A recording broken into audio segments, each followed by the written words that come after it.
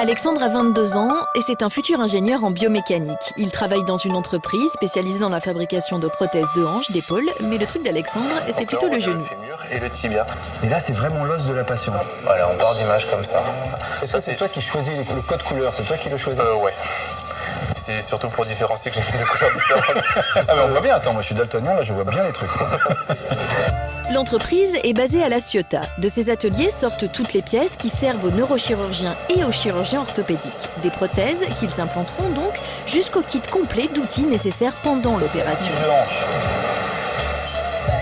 Leurs clients sont français, australiens et même chinois. Ils sont 49 salariés, des fraiseurs, des tourneurs, des polisseurs, des ajusteurs. Et lui, c'est Laurent. Il est chargé du contrôle qualité. D'ailleurs, Laurent a été posé d'une prothèse du rachis. Euros de chez lui. C'est vrai? Ils m'ont obligé. Si tu rentres pas ici, si tu prends pas une pièce de la maison. Ils sont aussi 5 ingénieurs chargés de créer et concevoir les outils de demain. En 20 ans, ils ont déjà décroché une trentaine de brevets. Ça fait un an qu'Alexandre est intégré à ce bureau d'études. Il a passé un bac S, option Sciences et Vie de la Terre. Il a ensuite obtenu un DUT Génie mécanique et productique à l'IUT du Havre. Il est aujourd'hui en première année à l'IT2I, l'Institut des techniques de l'ingénieur et de l'industrie à Aix-en-Provence. Alexandre partage donc son temps entre son école d'ingénieur et le développement d'un nouvel outil. Quand je pars au travail, je suis passionné, je suis à fond dedans, donc je suis le sourire aux lèvres et je suis très content de partir. Mais en même temps, c'est vrai que j'ai un petit peu, pas la pression, mais je sais que je vais devoir prendre des décisions et que je vais avoir certaines responsabilités. Et c'est un stress, mais un stress positif, je pense. Dès son arrivée dans l'entreprise, Alexandre a été lancé sur un projet d'envergure internationale. Un instrument révolutionnaire qui sert aux chirurgiens à définir l'endroit exact où couper l'os pour intégrer une prothèse.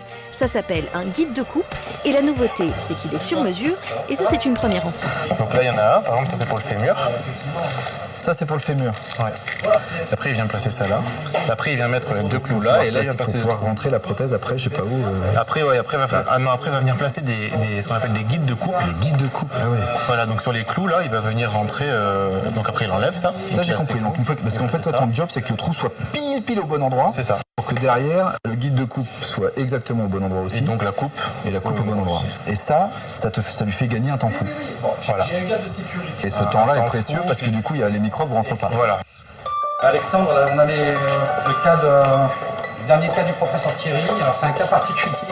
Il y a intervention des deux genoux. Dominique, le concepteur du guide de coupe, est aussi le tuteur d'Alexandre. Ils reçoivent aujourd'hui le dossier d'une nouvelle patiente. Elle s'appelle Emma, elle a 68 ans, elle souffre d'arthrose. Le travail de l'équipe, c'est donc de simuler l'opération en virtuel avant l'intervention au bloc. Aujourd'hui, cette imagerie médicale qui permet de faire des reconstructions préopératoires d'articulation est très performante avec des images qui sont fabuleuses, qui permettent justement d'imaginer la pose de la prothèse sur un genou, d'imaginer la pose d'une prothèse sur une hanche, donc de faire virtuellement l'intervention chirurgicale. Et c'est à partir des radios et des scanners de la patiente qu'Alexandre et Dominique réaliseront un guide de coupe adapté à sa morphologie. C'est là qu'on voit que le genou est usé en fait. On a un contact ici, là, des deux parties corticales. Et là, il n'y a plus de cartilage, donc ça génère une douleur. C'est pour ça que la patiente se fait opérer en fait. Là, il faut qu'on ait fini la conception dès demain soir pour que ça puisse partir en fabrication. D'accord. Plus vite on va travailler, plus vite la patiente sera opérée et plus vite elle sera guérie. Donc c'est une deadline qui n'est pas forcément une contrainte, disons que on fait au mieux pour la patiente, quoi. C'est presque comme des urgentistes, quoi. Raconte-moi comment fonctionne ton cerveau. L'idée, elle vient quand? Des fois, je vais être en week-end quelque part et je vais voir un truc, ça va me faire penser à tiens, mais si je faisais un peu comme ça pour mon guide, ça pourrait être pas mal. Moi, j'associe souvent les genoux et les guides sur mesure à de la pâte à modeler et à des Lego. C'est-à-dire que pour former la matière, ça va être de la pâte à modeler, mais des Lego, ça va être la partie mécanique. Il va falloir respecter, il y a des contraintes très précises d'axes, de géométrie. Et voilà, si je sors de l'aspect os, cartilage, tout ça, si je prends de la pâte à modeler des Lego, comment est-ce que je peux faire un truc qui va être génial? Et après, j'essaie d'associer mon idée avec le projet. Quand il a fallu choisir un métier, Alexandre a réfléchi longtemps et c'est grâce à sa passion qu'il a trouvé sa voie.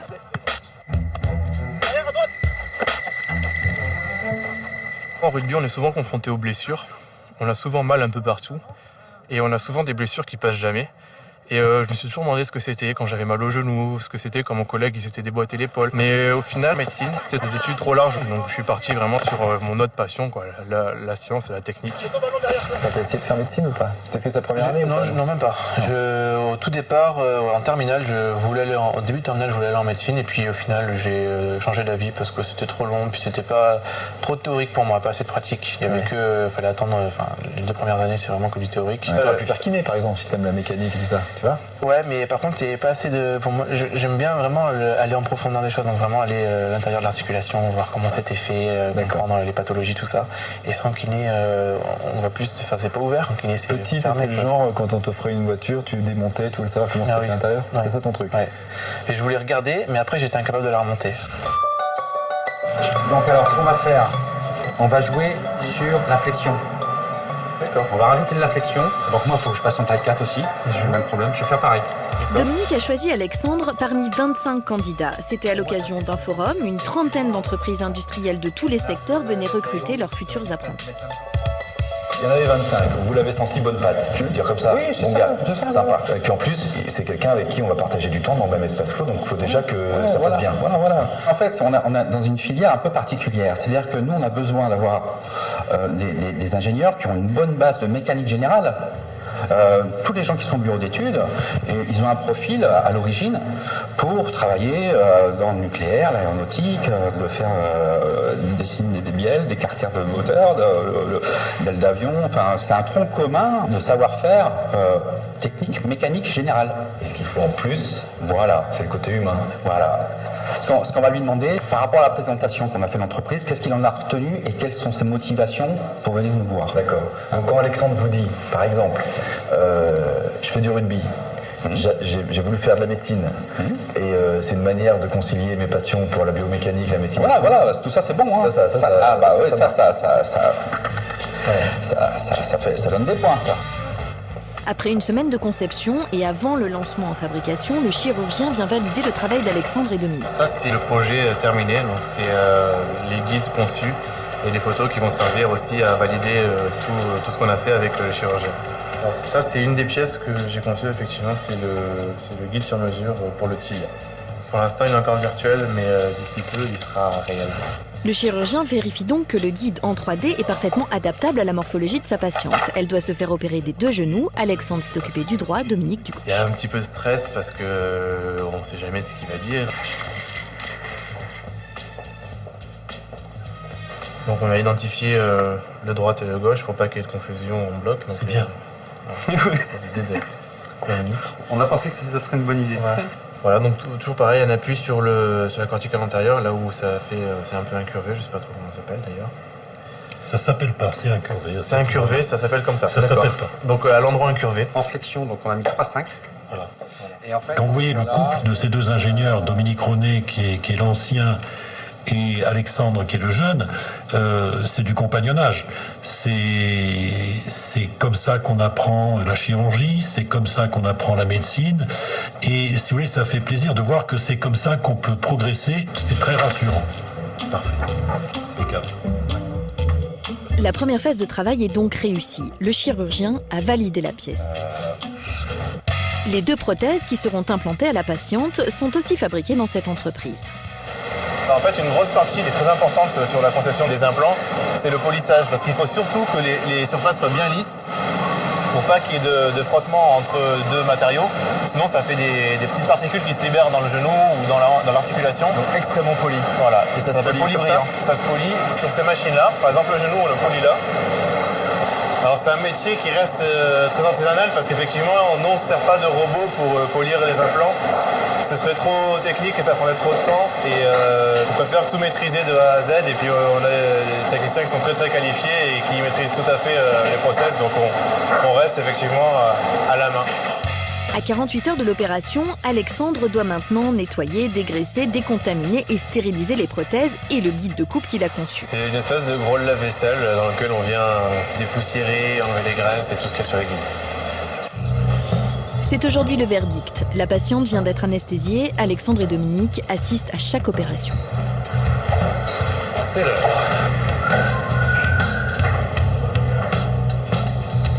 J'aurais jamais cru que j'aurais être là un jour, quoi. À part peut-être sur la table, c'est tout. Voilà le fameux guide. Donc on regarde s'il va bien. Il ne peut aller que là. Allez. Grâce au travail d'Alexandre et Dominique, l'intervention dure 2 fois moins de temps qu'avec les outils conventionnels. Le risque d'infection est donc réduit, la patiente se remettra plus vite du traumatisme de l'opération. Allez, joue. À 45. C'est mieux. Bien, voilà. Parfait. Nickel, il n'y a aucun souci. Très bien les deux.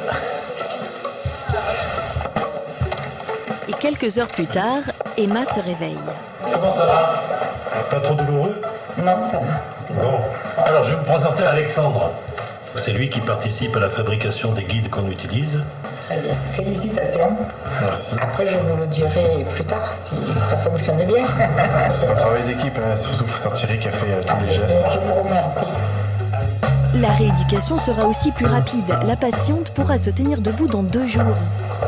Dans 10 ans, tu dois faire quoi? Ça. Je suis pratiquement certain que je travaillerai dans l'ingénierie médicale. D'ici, pourquoi pas, je suis heureux, avec plaisir. C'est vrai que tous les matins, quand je me lève, que je me dis, bon, maintenant, il faut partir au boulot, super, avec plaisir, quoi. C'est cool. C'est cool, je suis content. Et même, ça m'arrive même le week-end de me replonger dans des documentations, dans des biblios, dans des trucs. Je suis vraiment à fond dedans. On m'a même conseillé de ralentir, de lever un peu le pied pour pouvoir tenir encore jusqu'à la fin de ma carrière. Je vais trouver une faille quand même, parce que ça paraît génial. T'es intelligent, t'es beau, tu fais du sport, c'est un métier qui va te porter. Il y en a des failles, Ça va, qu'est-ce qui te manque? Qu'est-ce qui me manque? La gonzesse, tu l'as? Le blé, mais t'en as pas besoin. C'est ressemblé. Ouais, j'ai pas besoin. L'apprenti, c'est pas facile. Il reste à Alexandre 2 années d'apprentissage. Il continuera à parcourir le monde pour proposer son guide de coupe. La prochaine opération, ce sera en Australie cette